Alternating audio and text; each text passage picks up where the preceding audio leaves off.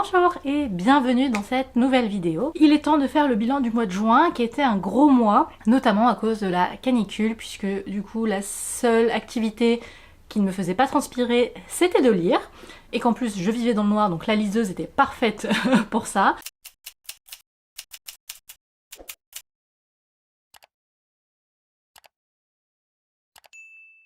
Donc voilà, on s'attaque à un bon morceau avec par contre pas mal de déceptions, il est vrai, pas mal de bonnes lectures mais finalement assez peu de gros coups de cœur. Sans plus tarder, on commence avec les lectures 3 étoiles. Cours particulier pour druidesse débutante de Mathilde Gonnet chez Rajo. Alors une histoire très sympathique en soi, j'ai passé un bon moment. En fait, ce qui m'avait attiré, c'était le fait de mettre en avant des druides et des druidesses.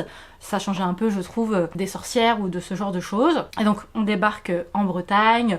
Voilà, il y a des petites épreuves magiques, surtout basées sur les pouvoirs de la nature, puisque nous sommes face à des druides et des druidesses. Donc voilà, l'univers est très cool. La romance, qui est quand même un peu le cœur du bouquin, malheureusement, est sympathique, mais en fait, pour moi, elle arrive trop vite. Il est censé avoir un côté enemies to lovers, le côté enemies, je l'ai pas trop vu, enfin ça dure quelques pages, quelques chapitres à peine. Très vite ils sont attirés l'un par l'autre et voilà, ça se fait en fait un peu trop vite. Après il y a un côté un peu farm family qui est très chouette aussi, avec pas mal de créatures, du folklore, des gnomes, des trolls, des nains, etc. Donc voilà, toute cette partie un peu fantastique est plutôt chouette. Mais voilà, le cœur du roman qui est la romance, malheureusement elle ne m'a pas vraiment convaincue, on va dire ça comme ça, ce qui fait que je lui donne du coup la note de 3 étoiles. Le sabre de neige de Salomé Anne. Ce qui m'intéressait c'était évidemment le côté Japon médiéval fantastique, qui ça là-dessus est très dépaysant, très immersif, l'autrice a fait ses recherches, là-dessus il n'y a pas trop de soucis. Il y avait un côté un peu amour homosexuel que je trouvais intéressant aussi. Moi j'aime toujours quand il y a des représentations queer, donc ça je trouvais ça cool. Mais malheureusement, en fait le roman est découpé en 4 saisons. En gros il faut une année entière au personnage pour évoluer. Et sur les 4 saisons, il y en a 2 où Isao, le personnage principal, mais vraiment sorti par les yeux, il ne fait que chouiner, bouder. C'est censé être le disciple voilà, d'un grand maître. On pourrait s'attendre à ce qu'il ait une personnalité, on va dire, un peu plus mature, même si, ok, il n'a que 19 ans, mais voilà, il a quand même été entraîné par un grand maître, il a vécu en isolement, enfin voilà, en ermite, et vraiment sa personnalité est insupportable.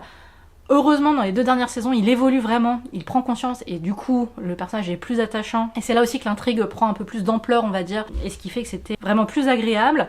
Mais voilà, malheureusement, 2 saisons sur 4 où je me suis un peu ennuyée. Et on n'oublie pas le côté, donc c'est pas une romance, c'est juste qu'il y a de l'amour homosexuel, mais pareil, une relation maître-élève qui peut être un peu dérangeante. Je préfère pas trop en dire plus, mais voilà, j'avoue que parfois j'étais un peu genre, peut-être un peu cringe de temps en temps, mais bon, voilà, ça reste une bonne lecture quand on aime l'univers médiéval du Japon. Je pense que ça reste très bien construit et très bien fait.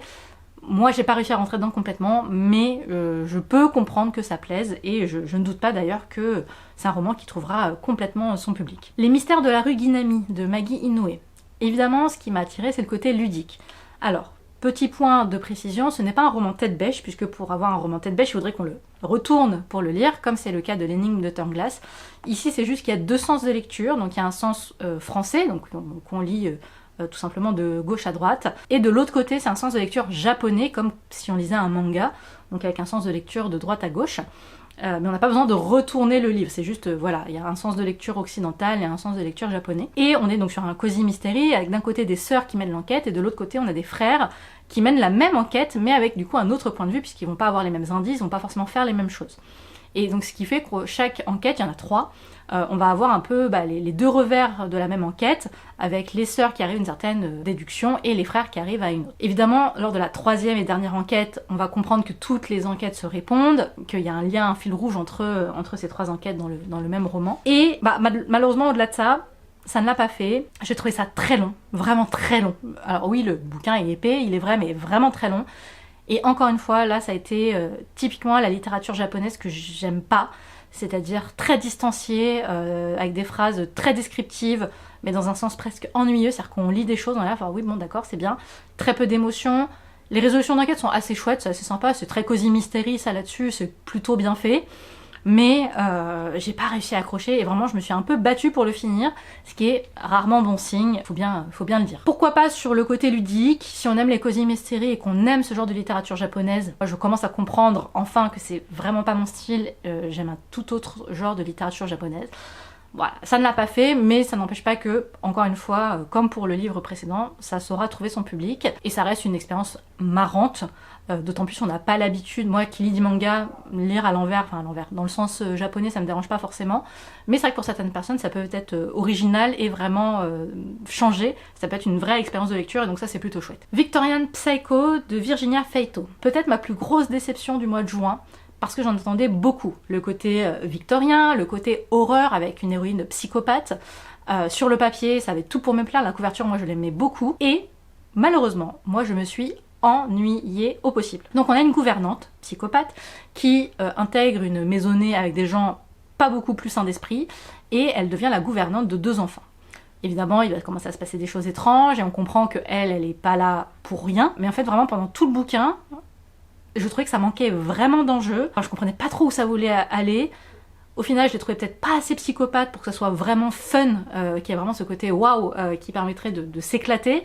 Même si voilà, il y a évidemment des scènes assez gore qui peuvent être assez graphiques, assez visuelles et qui sont chouettes, mais globalement, je me suis ennuyée comme pas permis. Le plot twist final, je l'avais vu venir gros comme une maison, donc j'ai même pas été surprise. Franchement, je suis passée complètement à côté. Néanmoins, point positif, ça reste bien écrit, ça reste très addictif, je l'ai lu assez rapidement, enfin voilà, j'ai pas eu de mal à le lire, je l'ai lu en quelques heures je crois. Voilà, ça se lit bien, c'est assez bien fait, mais le côté humour noir aussi, je suis passée un peu à côté. Enfin je sais pas, je pense que je m'attendais à quelque chose de beaucoup plus what the fuck, de beaucoup plus fou, et même si on le voit un peu, bah je sais pas, peut-être que pour moi c'est pas allé assez loin, et encore une fois, je le redis, mais moi ce qui m'a vraiment manqué c'est le manque d'enjeu, c'est-à-dire qu'on lit les chapitres, et on n'arrive pas à comprendre où ça va, et on se rend compte qu'on est déjà à plus de la moitié du bouquin, et voilà, je trouve voilà, ça manque de quelque chose qui nous tient vraiment en haleine. Le prince charmant existe, il est italien et tueur à gages d'Anatrice. Romance que j'ai eu gratuitement, c'était un des bouquins offerts quand on achète 2 ou 3 romans comme ça, donc voilà, c'était l'occasion de lire cette romance dont j'avais entendu parler il y a longtemps. Les points positifs, c'est que ça aborde des sujets très importants, notamment les violences conjugales, et tout ce que ça implique. Voilà, il y a quand même des thèmes importants et essentiels, qui sont bien amenés. Le smut en soi, pareil, est plutôt bien amené, ça se lit très très bien, pareil, je l'ai lu en une bonne après-midi soirée, ça se lit bien. Mais il y a un côté, pareil, un peu humour vulgaire, etc., qui moi ne me plaît pas. Je le savais, hein, donc je m'y attendais un peu. C'est pas une critique en soi, c'est plus que voilà, je suis pas le public pour. Le côté un peu péripétie cocasse. Bon, j'ai trouvé ça sympa, mais sans plus. Après, je comprends totalement qu'on aime, et si on a envie d'une lecture hyper légère, avec voilà, une héroïne maladroite et en même temps qui a du caractère, qui se retrouve voilà, attirée par un gars plein de secrets, puisqu'il est tueur à gages, ça fait complètement le taf. Ça reste une lecture agréable. Je suis pas éclatée plus que ça, mais je sais aussi que je suis pas forcément le bon public pour. On termine avec Paris Hollywood de Cécile Murray. Alors là, peut-être deuxième grosse déception, j'ai mis un temps fou à le lire, plus de 2-3 mois je crois. Pareil, sur le papier ça avait tout pour me plaire, un peu dans une vibe cucu je pense, dans l'écriture, donc une comédie romantique à la française, entre une journaliste française et un acteur néo-zélandais, évidemment que tout le monde connaît. Une première interview qui se passe alors mal dans le sens où Marianne est très maladroite, etc. Sauf que ça marque l'acteur, Ben White, et il n'arrête pas ensuite de faire appel à elle, de l'inviter, comme ça, de lui envoyer une limousine, un jet, un machin, un truc pour qu'elle le rejoigne et passer une nuit de folie où il arrive chez elle à l'improviste et voilà. L'écriture, j'ai pas pu. Vraiment, ça a été une tannée pour moi. Trop de comparaisons, trop d'humour, trop de... Enfin, voilà, moi j'ai pas accroché du tout et je pense que ça a été vraiment le point négatif pour moi. Encore une fois, je dis pas que c'est mal écrit, je dis juste que l'écriture n'était pas pour moi.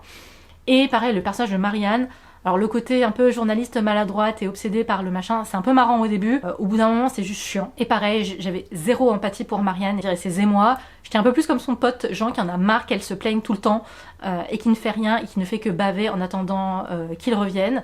Non, vraiment c'était un peu compliqué. Vers la fin, ça a un peu pris plus et j'étais un peu plus embarquée, on va dire, par l'histoire. Mais voilà, il a fallu que j'attende les 100 dernières pages peut-être, les 150 si je suis gentille.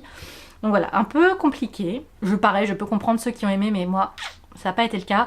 Donc voilà, il faut aimer un certain style d'écriture à la française, que moi j'aime pas. Mais si on aime ce genre d'écriture, par contre, je pense que ça passe absolument tout seul, et que ça peut vraiment être très moderne, très trépidant, très drôle. Voilà, à lire pour se faire son avis. On passe aux lectures 4 étoiles. La malédiction du capitaine Flynn. Alors en fait c'est 3,54 de Jacqueline Osborne. Le côté cool, romance MXM, homosexuel et le monde des pirates.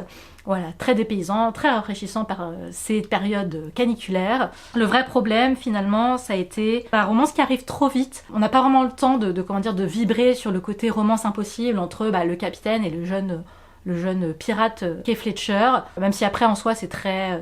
Il y a un côté aventure avec une malédiction, donc une sorte de trésor à retrouver, etc. Ça c'est plutôt chouette. Mais la romance par contre, voilà, elle m'a pas embarqué plus que ça malheureusement, alors que j'adore en général, et que c'est quand même le cœur du roman. Voilà, j'ai bien aimé l'ambiance, l'univers un peu pirate et tout, c'était chouette. Lecture sympathique, pareil, qui se lit assez facilement. Si on veut un truc pas trop prise de tête, c'est très cool et qu'on adore les univers pirates, tritons, machin. Mais pas hyper convaincue, même si voilà, j'ai passé un bon moment. Tu nuis à la cause, Sandrine Rousseau, un essai des éditions de La Meute, une nouvelle maison d'édition qui a à peu près un peu plus d'un an maintenant, qui est très chouette en fait. Le bouquin est pensé pour être offert, c'est-à-dire que vous pouvez rabattre l'arrière du bouquin, il y a un sticker inclus, voilà, pour l'offrir tel quel avec une jolie couverture avec des motifs, ça peut être des carreaux, des fleurs, etc. Tu nuis à la cause de Sandrine Rousseau, donc la femme politique, c'est à chaque fois des courts essais, d'une centaine de pages, un peu plus, et celle-là s'attache à cette phrase qu'on entend trop souvent, tu nuis à la cause, c'est-à-dire que dès qu'on a des prises d'opposition, qu'on parle un peu fort, etc., c'est bah oui mais tu nuis à la cause qu'on est censé défendre. Que ça soit le féminisme, l'écologie, l'antiracisme, bref, peu importe la cause, c'est toujours la même. Et là il y a quelque chose de plein d'espoir et de drôle et de percutant, mais surtout qui donne vraiment beaucoup d'espoir, et ça c'est important, avec voilà, on va dire des pistes d'idées et de phrases pour répondre à ça, quand on nous dit ce genre de phrases. Et au lieu de voilà d'être, on va dire, déprimant, ça offre vraiment des pistes de réflexion et des pistes d'action. Et ça fait du bien de lire ce genre d'essai dans une époque compliquée, on va dire ça comme ça. Vraiment, moi j'ai beaucoup aimé, parce que voilà, c'est super intéressant, c'est très court, très percutant, ça se lit très bien, c'est pas un essai philosophique, rébarbatif et chiant, c'est très concret, très terre à terre, qui parle de choses qui parlent à tout le monde, et qu'on peut vraiment offrir très facilement. Au-delà de Tu nuis à la cause, il faut vraiment regarder toute la collection des éditions de La Meute, c'est très chouette. La proie et la meute, pas fait exprès, de Simon François aux éditions du Masque. Là on est sur un roman noir polar dans la campagne solognote. On a une jeune mère, vraiment les vieux villages qui ont un peu été abandonnés par les pouvoirs politiques, etc., qui disparaît lors d'une affaire d'enfouissement illégal de déchets. Et de l'autre côté, on a Lapin, un jeune garçon qui a toujours été harcelé pour sa différence, puisqu'il a un bec de lièvre, qui a toujours beaucoup aimé la mère et qui va entrer dans une quête de vengeance au moment de sa disparition. Donc on va découvrir tout ce petit microcosme très particulier de la campagne. Alors c'est pas du tout dans un sens snob, l'auteur lui-même vient de ce genre de petit village, donc il parle en connaissance de cause. Mais voilà, c'est se faire justice soi-même, c'est l'inspectrice va avoir du mal à mener l'enquête, puisque il y a quelque chose de très solidaire parmi ces gens-là, et solidaire aussi dans le rejet de Lapin notamment. Ça parle donc évidemment de scandales sanitaires, avec la question de l'enfouissement illégal, ça va parler de la chasse, ça va parler aussi de la montée du néonazisme et de l'extrême droite dans ces campagnes françaises. Enfin voilà, il y a plein de sujets sociaux hyper intéressants, abordés avec une plume hyper percutante. Il y a quelques scènes, pourtant il y a des thrillers des fois où on a des serial killers et tout, là c'est pas le cas, mais il y a 2-3 scènes, on pose un peu le bouquin parce que c'est plein de tensions et assez dur à lire, donc très immersif, très fort. J'ai eu la chance de rencontrer l'auteur en rencontre, et vraiment il est super intéressant et ça donne très envie de lire ses autres romans. Donc franchement je conseille complètement, quand on aime des romans noirs et qu'on aime les romans on va dire un peu de terroir, en tout cas qui prennent vraiment leur cœur dans cette idée aussi de venir de quelque part, d'être attaché à sa terre, c'est vraiment génial, et c'est vraiment très sombre. Donc voilà, cœur averti, s'abstenir. Le Prince captif de C.S. Paca, pareil, un bouquin qui est sorti il y a fort longtemps, qui était un peu le premier des romans de fantasy homosexuels qui paraissaient dans des grandes maisons d'édition, qui paraît enfin en poche, donc il me fallait absolument le découvrir, et je m'attendais pas à ça. Je disais cœur averti, s'abstenir, pareil, ici il y a beaucoup de violences sexuelles et de viols, donc si on n'aime pas ça, on passe. Même si c'est cohérent dans l'univers, il n'empêche qu'il y a beaucoup de violence. Donc en fait on a un prince déchu qui est vendu comme esclave de plaisir au royaume ennemi, sous une fausse identité bien sûr, et donc il comprend très vite que sa seule échappatoire va être de rester un esclave et de ne surtout pas faire comprendre qu'il est le prince de la nation ennemie, surtout qu'il est donné au prince du royaume ennemi, donc celui qui le déteste, qui le hait le plus profondément du monde. Et pourtant, malgré cela, il va découvrir qu'il tombe dans un monde de vipères, de complots et de manipulations derrière les rideaux, dans un monde où, en fait, la plus grande honte est d'avoir des enfants hors mariage, des enfants bâtards, d'où le fait que tout le monde ait des relations homosexuelles pour éviter, du coup, de tomber enceinte. Donc que tous les hommes ont des mignons, etc. Et leur idée du fun, c'est de regarder des hommes se combattre et se violer, hein, voilà, il y a une scène comme ça vraiment, donc c'est un peu particulier.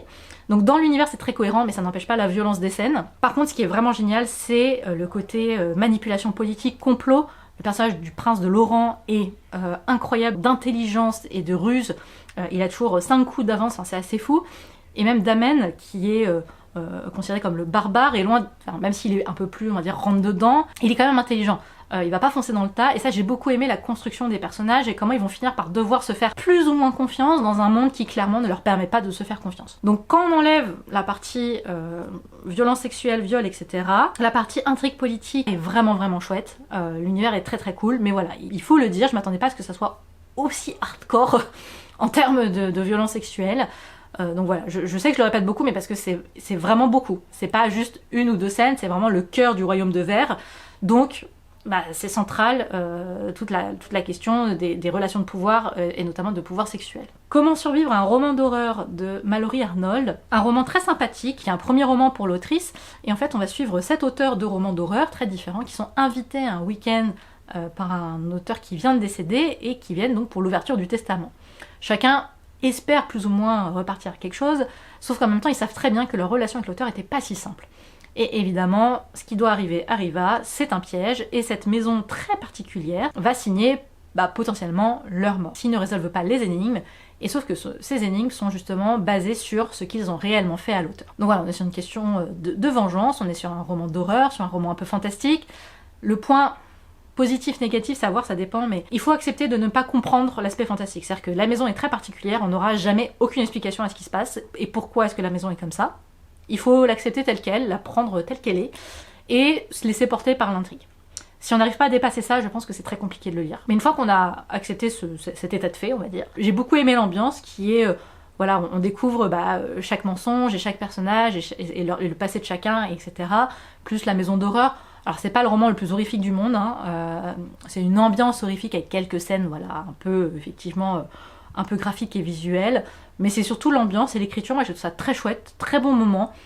C'est vraiment de l'horreur pas prise de tête, je sais pas si ça parle, mais moi c'est comme ça que je le vois, où c'est pas le truc le plus frissonnant, mais il y a assez d'ambiance pour que ça soit très chouette à lire et que ça nous embarque. La fin est peut-être pas la plus inattendue possible, elle est même plutôt prévisible, mais elle est bien faite.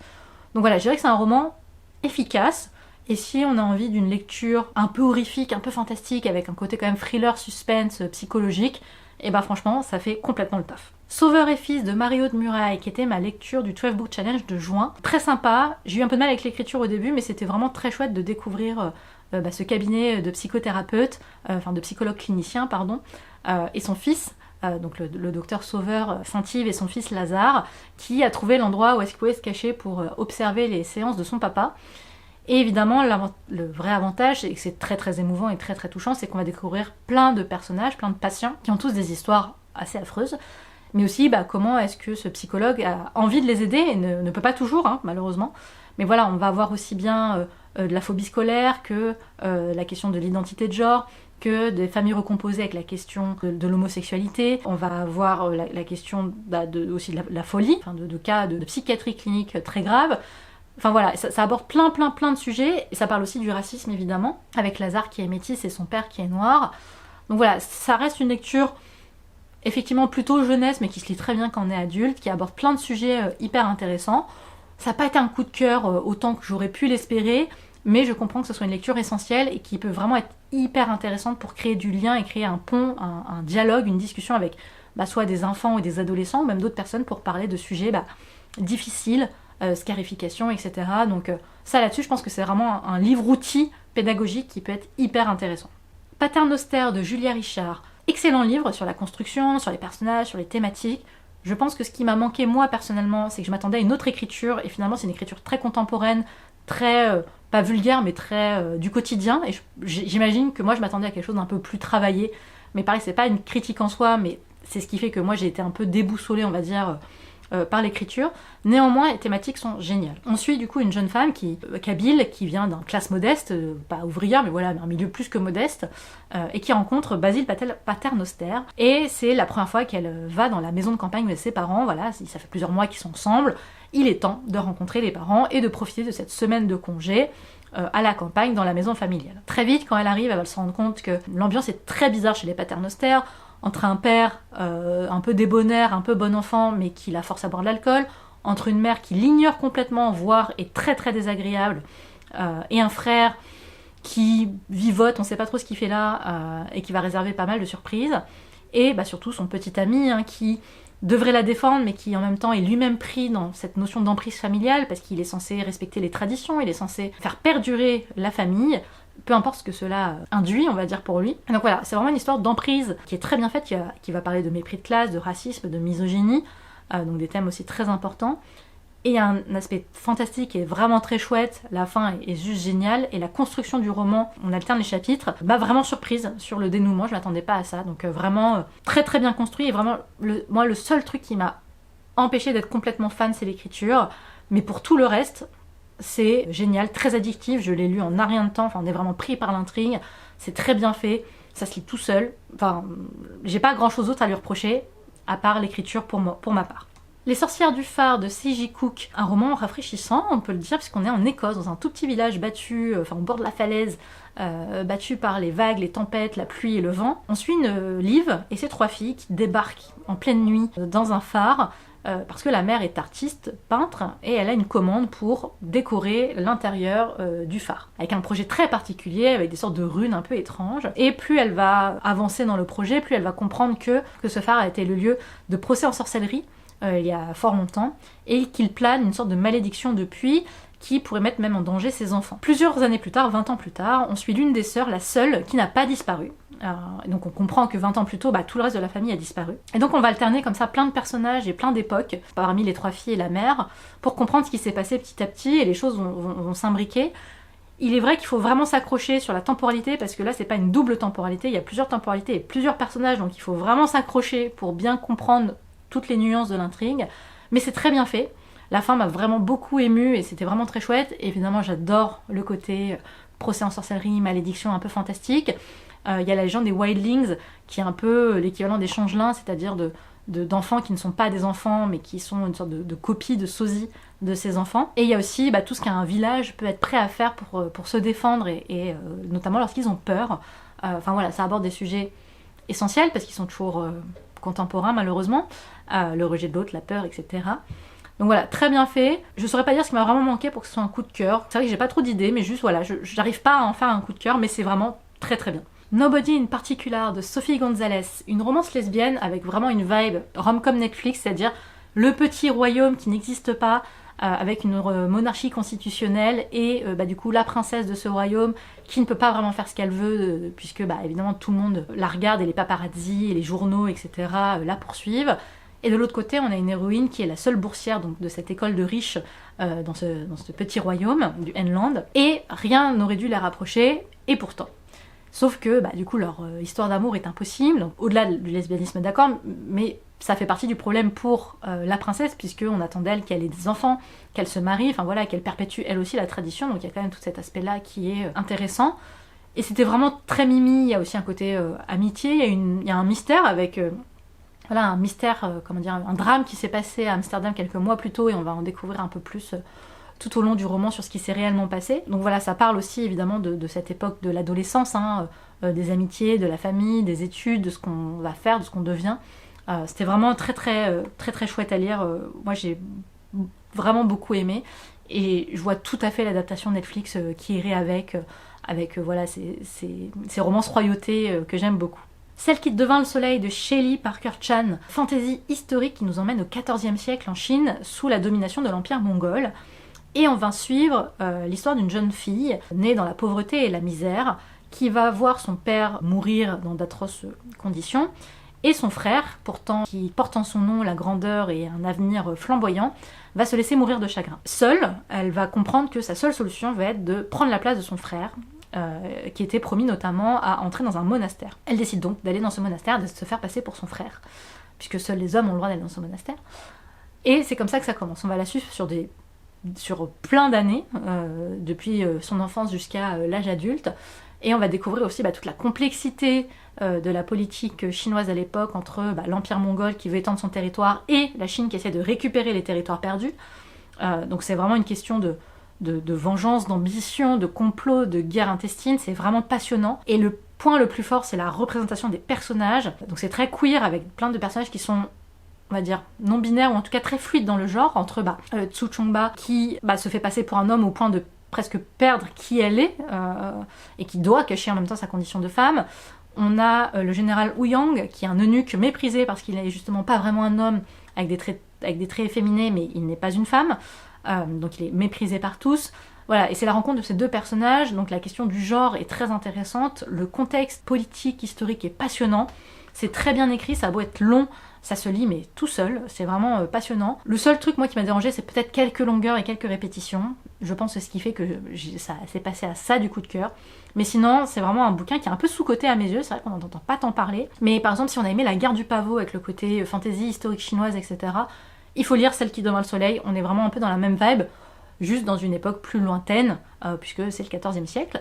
Et il y a bien une petite nuance de fantasy, avec le mandat du ciel, qui est une sorte de pouvoir, seuls quelques élus ont, et qui leur permet de développer une sorte de lumière mystique. Et c'est ce qui permet aux gens de reconnaître d'ailleurs qu'ils ont le pouvoir, le mandat du ciel. Lecture 5 étoiles maintenant. Le carnet de Lady Rebecca de Felicia Kingsley. Si je m'attendais à aimer autant, on est sur une romance Regency, certes en 1816, mais avec un petit twist, puisque Rebecca vient de notre monde actuel, et que lors d'une soirée de reconstitution, elle traverse une porte et se retrouve réellement en 1816.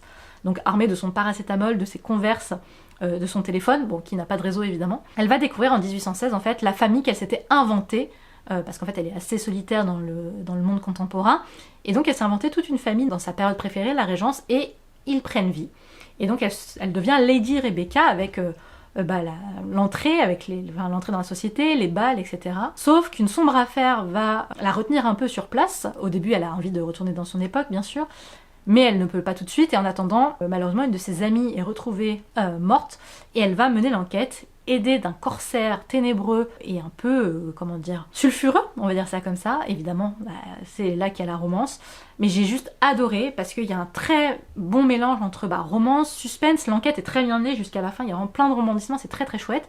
Il y a une pointe d'humour avec ce petit décalage, évidemment, entre le monde actuel et le passé, et la romance est slow burn mais comme on aime, on est vraiment sur une vraie romance Regency, c'est-à-dire que au début ça se frôle à peine les doigts, on a chaud, le premier baiser arrive page, je sais pas combien, enfin bref, c'est slow burn comme on aime, c'est vraiment la romance historique comme je l'imagine, avec tout ce qu'il faut d'humour, d'aventure, d'émotion, vraiment énorme coup de cœur, et jusqu'au bout on a envie de savoir comment ça va se terminer, on espère, on a peur, enfin j'ai adoré du début à la fin.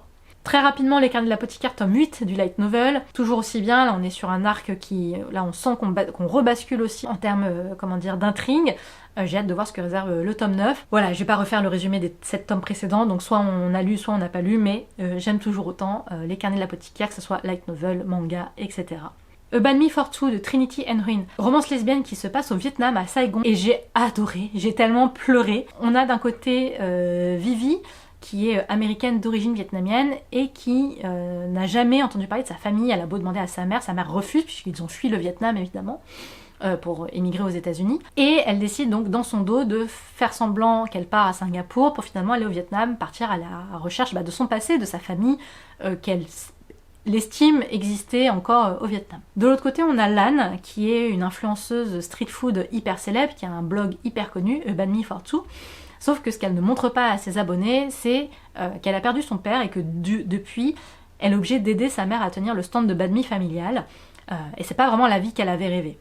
Donc évidemment, qui dit culture vietnamienne, sud-est asiatique, dit la question de la piété familiale, du devoir familial qui est très important dans le bouquin, et que ça j'ai adoré. On a évidemment la romance lesbienne entre les deux qui est très touchante, avec juste ce qu'il faut de rebondissement pour que ça soit touchant, émouvant et en même temps haletant. Mais c'est surtout aussi rappeler l'histoire tragique du Vietnam pendant la guerre, d'où ils viennent, etc. C'est vrai que ce sont des pays dont on a tendance à un peu oublier l'histoire quand on n'est pas issu de ces communautés-là. Et j'ai aussi trouvé ça très cool que les deux personnages soient lesbiennes, elles n'aient pas besoin de faire de coming out, c'est quelque chose qui est acquis chez elles, et la question du coming out n'est pas un problème en soi, c'est juste la difficulté de créer une relation quand l'une n'habite pas ici et l'autre oui, et donc l'une ne se voit pas partir ailleurs parce qu'elle doit être là pour sa mère qui est malade, etc. Et l'autre qui, même si elle espère trouver de la famille, elle ne peut pas mentir éternellement à sa mère, il va bien falloir qu'elle rentre. Donc il y a toute cette partie-là, et surtout, mon Dieu que ça donne faim. On a plein de plats vietnamiens, ça donne juste envie de manger tout le temps. C'est gourmand, c'est tendre, c'est délicieux. C'est pétillant, c'est plein d'émotions, enfin vraiment j'ai adoré cette romance lesbienne dans un cadre d'Asie du Sud-Est qui est plutôt inattendu. Donc énorme coup de cœur pour moi pour cette romance. Donjons et Drama de Christy Boyce, autre gros coup de cœur romance, hétérosexuelle cette fois-ci, mais dans l'univers des jeux de société et des jeux de rôle. Et en plus c'est un fake dating, c'est-à-dire mon trope préféré. On a d'un côté Riley qui est fan de comédie musicale, et qui est tellement fan qu'elle décide de prendre la voiture de sa mère pour y aller avec sa meilleure amie, sauf qu'elle n'a pas le permis. Quand sa mère le découvre, évidemment, elle lui dit qu'elle ne peut plus lui faire confiance, et sa punition, c'est d'aider son père, qui tient une boutique de jeux de société, donc les parents sont séparés, d'aider son père tous les soirs après l'école, après le lycée, à tenir le magasin. Évidemment, pour elle, c'est une punition, puisque en plus l'école risque de ne pas voir se monter le spectacle de printemps, alors qu'elle, elle espérait pouvoir le mettre en scène, puisque voilà, son rêve c'est vraiment de mettre en scène des comédies musicales, de travailler dans cet univers-là, et c'était l'occasion ou jamais de montrer ce qu'elle savait faire. Mais comment faire quand elle est obligée de travailler le soir, le samedi, etc. D'autant plus que là-bas elle rencontre un camarade et collègue, Nathan, avec qui ça se passe pas très bien au début, jusqu'à ce qu'ils décident de faire semblant d'être ensemble. Elle, tout simplement parce qu'elle a menti à son ex en disant qu'elle avait tourné la page et qu'elle était très heureuse avec Nathan. Et pour Nathan, c'est l'occasion de rendre jalouse un peu Sophia, la fille qui l'intéresse, et qui ne s'intéresse à lui que quand il n'est pas disponible. Donc voilà, les deux sont assez d'accord, et évidemment comme tout fake dating, les choses vont se corser, au point qu'on ne saura plus ce qui est du jeu et ce qui est vrai. Au-delà de la romance, il y a aussi un côté très fin de famille, amitié avec tout le groupe de Donjons et Dragons, puisqu'ils font des sessions de Donjons et Dragons dans la boutique, qui est vraiment très chouette. Moi ça m'a donné qu'une envie, c'était de retrouver mon groupe et de jouer à la prochaine session. Et on a aussi toute la partie familiale avec voilà, des parents séparés, donc la relation pas toujours facile de Riley avec son père, avec sa mère, etc. Enfin voilà, il y a de l'amitié, il y a de la famille, il y a de l'amour. Vraiment, c'est en pleine canicule, je dormais pas, il était 2h du matin et je pleurais toutes les larmes de mon corps. Expérience absolument géniale, j'ai adoré. Et pour moi, je trouve ça aussi très cool de mettre en avant un MMC geek, en fait, voilà, qui n'a pas la mâchoire ciselée, les abdos, les machins. C'est juste un gars sympa, un peu taciturne, geek qui adore les jeux de société et les jeux de rôle, et c'est fait du bien. Geek is the new sexy, paraît-il, et bah là, je le valide complètement. On termine avec ma lecture coup de cœur du mois de juin. Les yeux sont un morceau de choix de Monica Kim. Je l'avais acheté il y a un petit moment et j'attendais le bon moment pour le lire, et là, il faut croire que c'était le bon moment. On va suivre l'histoire de Ji-woo, donc qui est issue d'une famille coréenne immigrée aux États-Unis.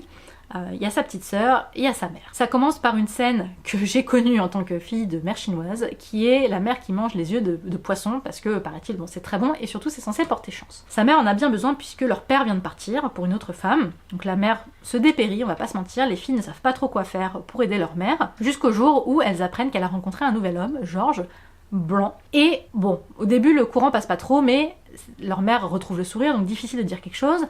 Et plus le temps passe, plus leur mère s'accroche, plus George montre à quel point il est problématique, puisqu'il est complètement fétichiste des femmes asiatiques, il est vraiment toxique et malsain, il mate les sœurs, même celle qui est mineure, enfin voilà, c'est vraiment un homme bien.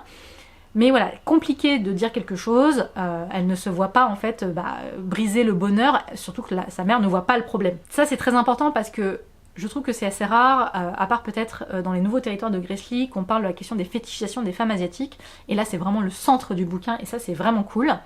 L'autre point important, c'est qu'il y a un personnage masculin qui se fait passer pour un allié, c'est-à-dire qui lit des essais féministes, etc., qui est déconstruit, on va se rendre compte qu'en fait il est tout aussi toxique, et ça je trouve ça très cool de mettre ce genre de perso, parce qu'on en parle moins. C'est-à-dire que c'est facile de parler des personnes qui sont manifestement toxiques, où ça se voit parce qu'elles ont des propos racistes, elles ont des propos problématiques, mais c'est plus intéressant aussi de montrer l'autre bout du spectre, avec des gens qui au premier abord pourraient passer pour des alliés et qui finalement ne le sont pas. Mais le plus important, c'est que ça reste quand même du body horror, et donc il y a quelques scènes bien dérangeantes, puisqu'en fait Ji-woo va commencer à éprouver une fascination très morbide et très dérangeante pour les yeux de George, lui qui a les yeux bleus, au point voilà, qu'elle a ce truc de parfois vouloir aller lui arracher les yeux.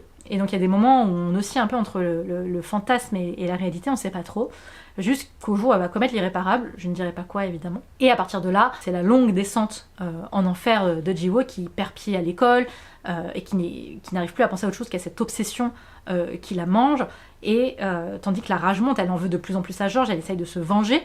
Donc c'est voilà, on a du female rage, on a de la vengeance, on a du body horror, le tout dans un cadre de dénonciation du racisme anti-asiatique et de la fétichisation des femmes asiatiques. Enfin moi ça a tout pour me plaire. L'écriture est géniale, vraiment, enfin c'est super bien construit, c'est haletant. Moi j'ai rien à reprocher à ce bouquin, même si je sais que j'ai un biais de fait parce que ce sont des thématiques qui me plaisent, mais ce sont des thématiques qui jusqu'à présent étaient tellement peu abordées que ça fait du bien de l'aborder, et c'est surtout un très bon roman d'horreur. Mais là où certains pourraient avoir du mal avec de l'horreur un peu fantastique, etc., là il n'y a rien de fantastique, c'est vraiment juste notre monde réel et juste une fascination et une question de vengeance avec des scènes voilà, morbides et dérangeantes. Mais ça peut être un roman d'horreur presque thriller parfois, et donc je pense qu'il peut toucher un public qui n'est pas forcément toujours friand d'horreur, mais qui avec celui-là peut mettre un premier pied dedans. Voilà, on n'est pas sur des fantômes, des possessions, des maisons hantées, etc. On est sur quelque chose un peu à la frontière, et ça je pense que ça peut être très très cool pour découvrir. En tout cas moi je le recommande vivement. Voilà, c'était un long bilan, mais en même temps j'ai lu beaucoup comme je le disais. S'il y a des titres qui t'ont tenté, que tu as lu, que tu as envie de lire, n'hésite pas à laisser un commentaire. N'hésite pas à me dire quelles ont été tes lectures préférées du mois de juin, ou tes dernières lectures préférées en tout cas. Si tu as des conseils, n'hésite pas à me dire, même si évidemment ma pile à lire est partie en cacahuète. D'ailleurs je réserve une vidéo sur mon butin de l'opération All Stars qui m'a déglingué ma pile à lire liseuse, mais bref, ça sera pour une prochaine vidéo. En tout cas, n'hésite pas à laisser un commentaire, merci de m'avoir écouté, et on se dit à très vite pour une nouvelle vidéo. Ciao ciao.